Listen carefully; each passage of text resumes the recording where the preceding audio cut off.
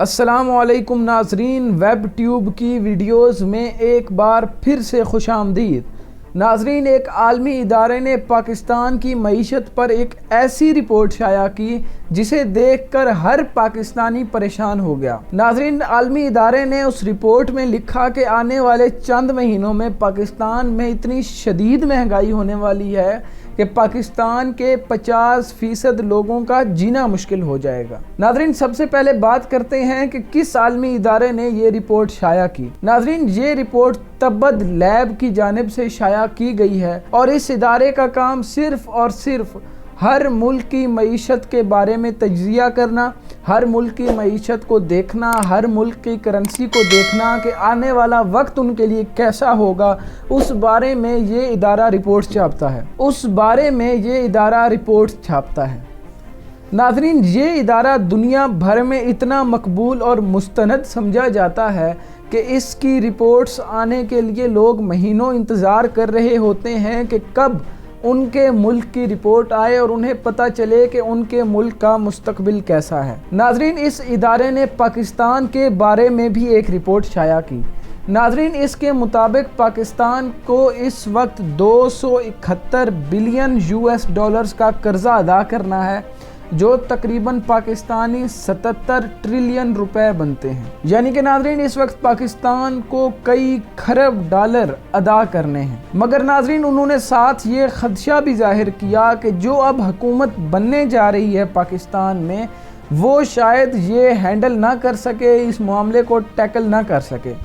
مگر کیوں ناظرین؟ اس بات کو سمجھیں ذرا۔ ناظرین، اس ادارے کے مطابق IMF کا جو پلان ہے پاکستان کا، سٹینڈ بائی معاہدہ جو ہوا ہے پاکستان کے ساتھ، جو 9 مہینے کا پلان کر کے گئی تھی PDM-1، ناظرین وہ پلان، وہ معاہدہ سب کچھ اس مہینے ختم ہو جائے گا اور مارچ میں پاکستان کو IMF کے ساتھ ایک اور معاہدہ کرنا ہے۔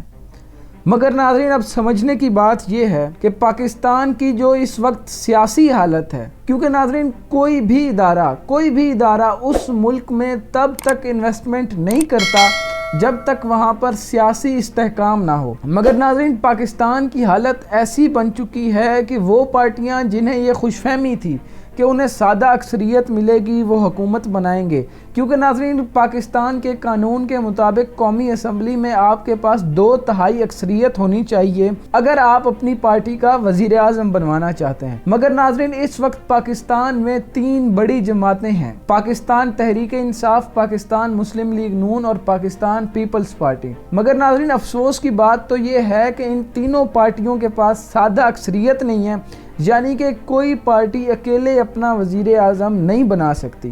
اور اب یہی بات سب سے زیادہ تنگ کر رہی ہے پاکستان کی معیشت کو، کیونکہ ناظرین اب 2 سے 3 جماعتوں نے مل کر جب کوئی حکومت بنانی ہے تو اس کا نتیجہ کیا ہوگا۔ ناظرین اب دیکھیں، وہ پارٹیاں جو الیکشن میں ایک دوسرے کو گالیاں دیتی ہیں، جن کے ایک دوسرے سے 100 اختلاف ہوتے ہیں، اگر وہ ایک حکومت میں ہوں گے تو کیا ان کے آپس میں اختلافات نہیں ہوں گے؟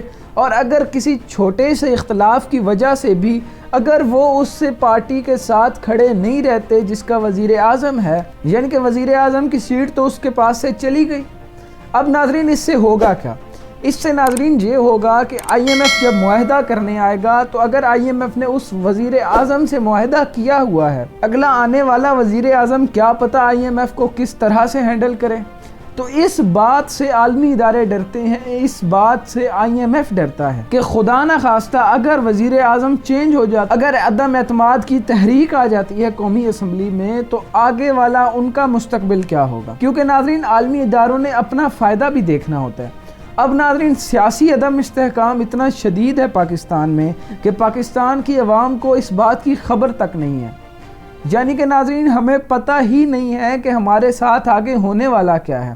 اب ناظرین اس سے ہوگا کیا؟ اگر IMF سے معاہدہ نہ ہوا تو پاکستان ڈیفالٹ کر جائے گا، خدا نہ خواستہ، اور اگر ناظرین پاکستان ڈیفالٹ کر گیا تو پاکستان کی کرنسی 300 سے 400 روپے گر سکتی ہے، یعنی کہ ناظرین جو پیٹرول ابھی آپ 250-300 روپے میں خرید رہے ہیں، اس وقت شاید آپ کا وہ پیٹرول 700 سے 800 روپے تک جا سکتا ہے، اور اس کا جو سب سے بڑا نقصان ہوگا وہ ہوں گے نیوکلیئر ہتھیار۔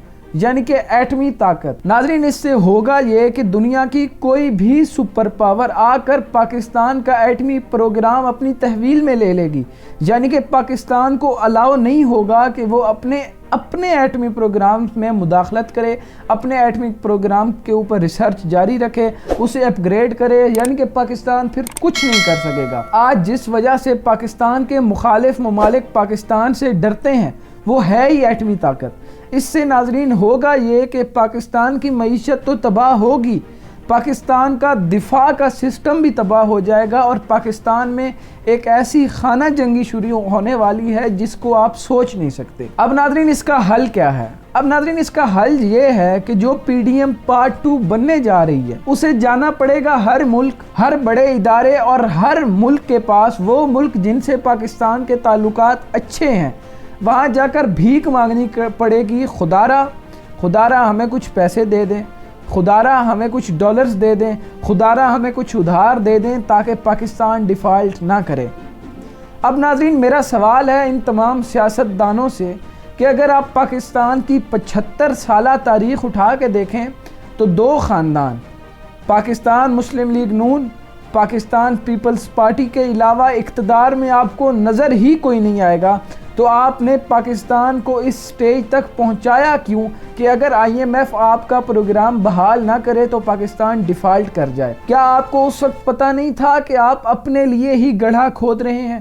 میرا سوال ہے پاکستان کی عوام سے کہ کیا اب بھی پاکستان کی عوام نہیں جاگے گی؟ ناظرین آپ بھی اپنی رائے کا اظہار اس بارے میں کمنٹ سیکشن میں ضرور کریں۔